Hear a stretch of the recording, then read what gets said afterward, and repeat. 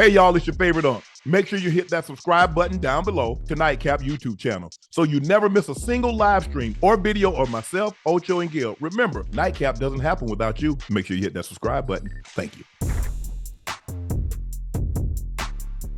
The Eagles didn't score in the first three quarters, but still came back without their top two wide receivers and starting offensive linemen to steal a win over the previously unstoppable New Orleans Saints. It's the first time the Eagles scored 0 points in the first three quarters of a game and won since 2000. Jalen Hurts, still struggling with turnovers, faced a 3rd and 16 in the final minutes, hit tight end Dallas Goedert. I don't know what the hell the Saints, the defense they were playing. Completion set up Saquon Barkley, go-ahead touchdown. Philadelphia defensive line dominated the Saints offensive line. I told you the key for me when we talked about it on Friday on First Take. I said, I thought Jalen Carter. I think the defensive line, I think they need to win this game, not Jalen Hurts. Harassing Derek Carr all night, stifling the offense that put up 91 points in the first two games. Didn't even come close to that. Dallas Goedert had the most receiving yards for a tight end in Eagles history with 170. Ocho, what did you like about what you saw from the Eagles? Listen, not giving up, making the plays when it counted most. Obviously, Goddard had a hell of a game, but I want to know what the New York Giants were thinking again. I hate to bring it up again. The Giants or the Saints? I want to know what the Giants and letting Brother Saquon. Okay. Brother Saquon that had 17 for 147 and two TDs. One of the reasons why the Eagles won the game today. No Devonta Smith, no A.J. Brown. Goddard had a great game, but who takes the pressure off Jalen Hurts after the turnovers? Number 26. Yeah, for sure. Who puts the team on their back offensively and takes the pressure off Jalen Hurts? Number 26. Mm-hmm. It was a good game. They have to find a way, for one, to get the two-star players healthy. We need A.J. Brown. I'm talking about we. They need A.J. Brown and they need Devonta Smith healthy. There's no reason with a team like that, an offensive team like that, should have 0 points in 3 quarters of football. Mm-hmm. In 3 quarters of football, there's no way in hell at all. But listen, the Eagles defense, they played some good goddamn ball today. They dominated the line. Because the Saints team that we saw last week against the Cowboys, the Saints team we saw against the Cowboys last week looked nothing like that Nowhere today. to be found. And that's a testament to the defense. I don't know what they had to eat. I don't know what the Eagles defense had to eat, but they played some damn good ball today. Did you see that interception that Hurts threw in the end zone the Honey Badger picked off?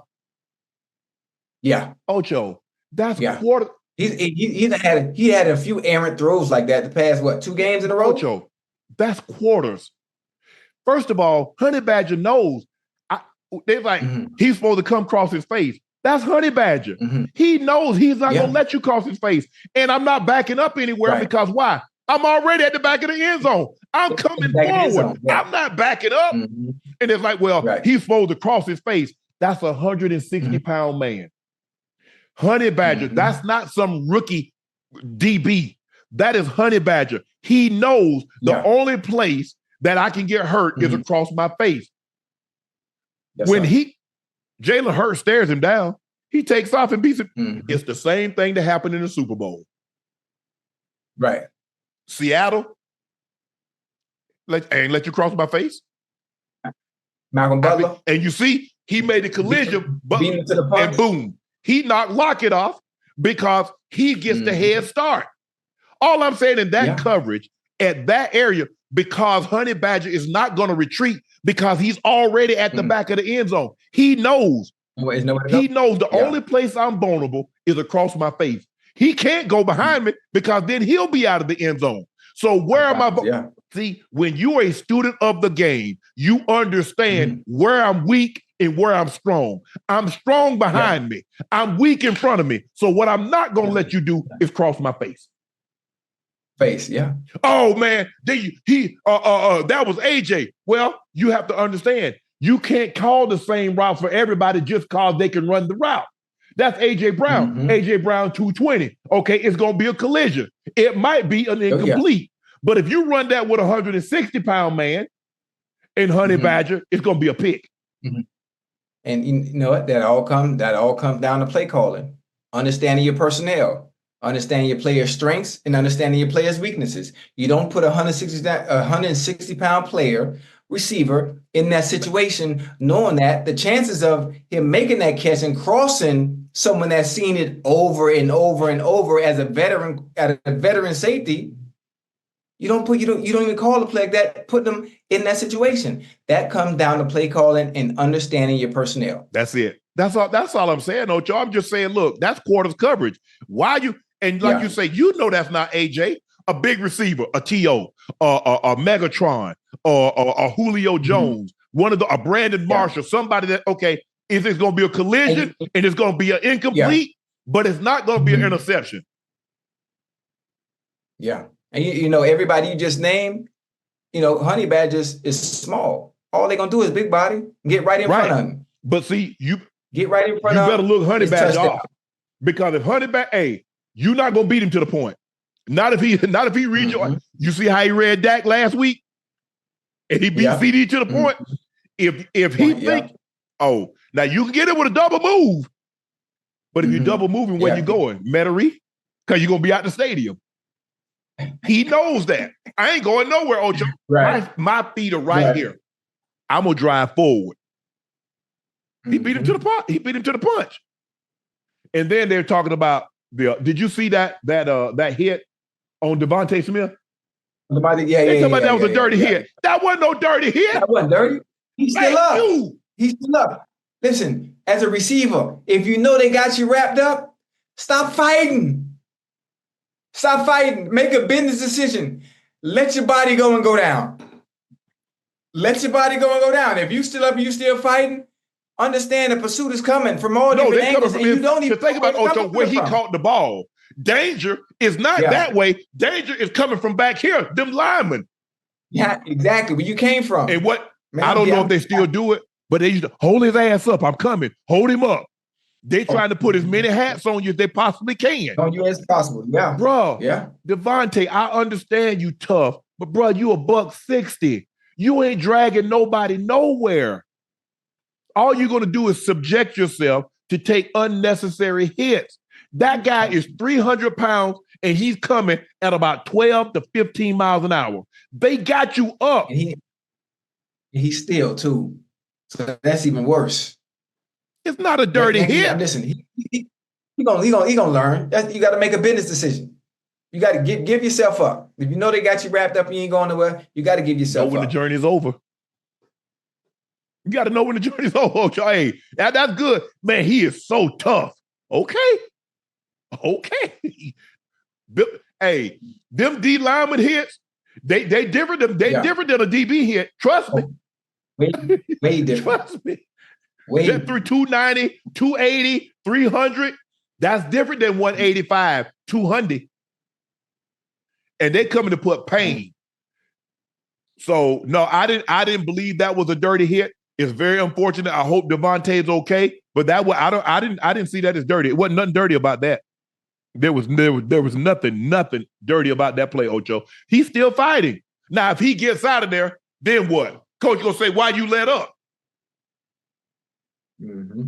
So hopefully Devontae's okay, but give the Eagles credit going on the road after a heartbreaking loss last week to the Atlanta Falcons. They go on the road, beat the hottest team, that team that was playing the best. The Saints had scored 91 points, had run roughshod over two teams, hold them to 12 points in their building, and they win by the score of 15-12. Sam Darnold dominates the Texans 34-7. Through 3 weeks, the Vikings have been one of the league's best teams. They won on the road against the Giants. They defeated the NFC best 49ers in week 2, and now they beat one of the AFC top squads in week 3. Their plus 55 margin of victory through 3 games is the second best in franchise history, only behind the 1975 team. Minnesota went 4 for 5 in the red zone. Darnold threw 4 touchdowns on the day. It's the first time in his career that he's thrown multiple touchdowns in 3 straight games. Today, they jumped out on the Texans and didn't let up. C.J. Stroud threw for 215 yards, 2 interceptions, 1 touchdown. And they struggled with Brian Flores' defense, and without leading rusher, run the football, Joe Mixon, There were sitting ducks back there. Houston scored a season low 7 points, and the running backs had 11 carries for only 26 yards. In place of Mixon, Cam Akers' longest rush was 9 yards. This was the first time CJ looked pedestrian. This is his worst game of the NFL. Now, obviously, he's due to have one of these games, but Brian Flores did a great job of confusing him. He did a great job of pressuring him. He did a great job of disguising coverages, and hopefully he gets another opportunity to be a head coach again.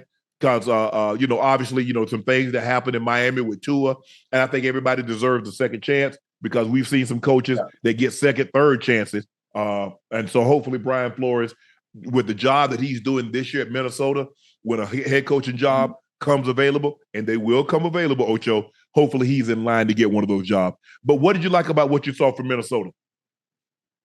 Well, Sam Darnold.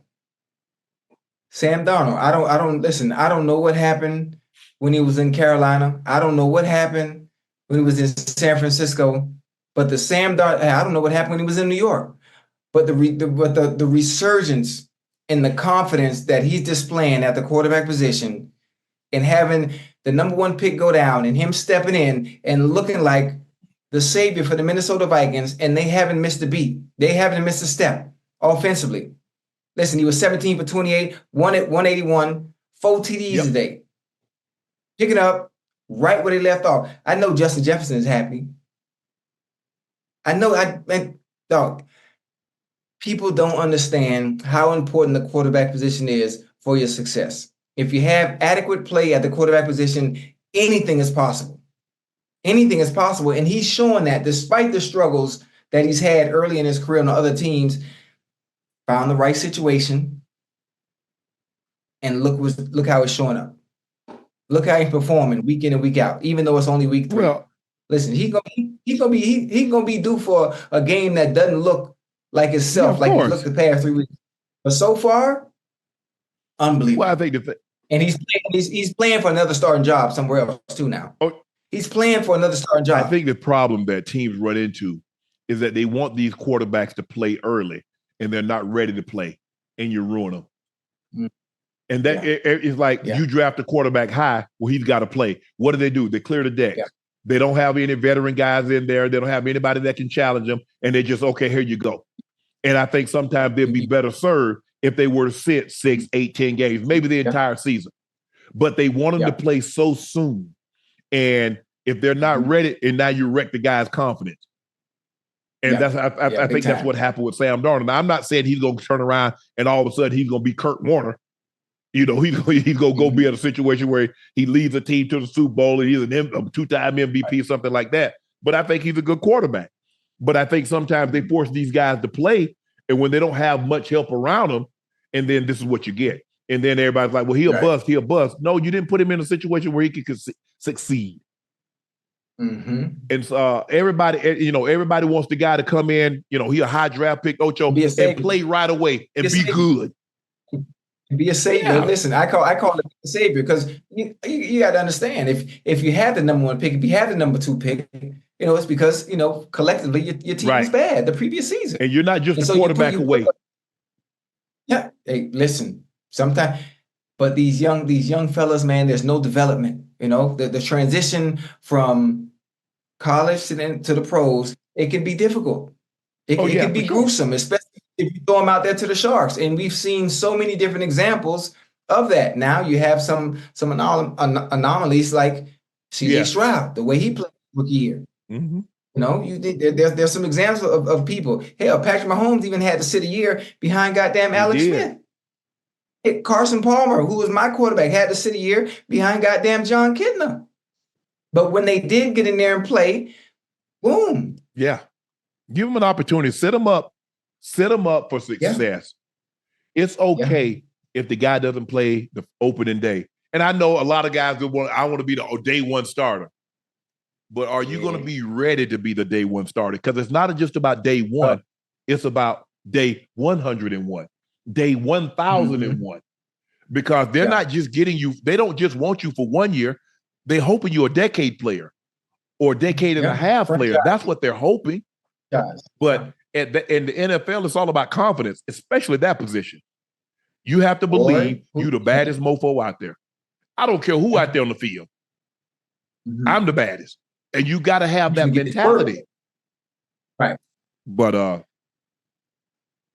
they did a number on Houston. I haven't seen Houston look like this in a very long time, Ocho. And I've been following, been following for about the last 16, 17 games, last year, coming up to this year. This is the worst I've seen their offense look.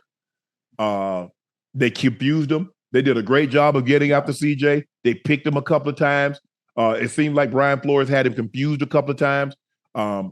There's no harm in that. You do one of those games. You have 16, 17. If you can go 16, 17 games without having a dud, you're pretty good. Right. You're going to have a pretty good career if it averages out like that. You 1 for 16 as far as bad games. But give Minnesota credit. Minnesota might be better than I thought, considering that, they lost J.J. McCarthy.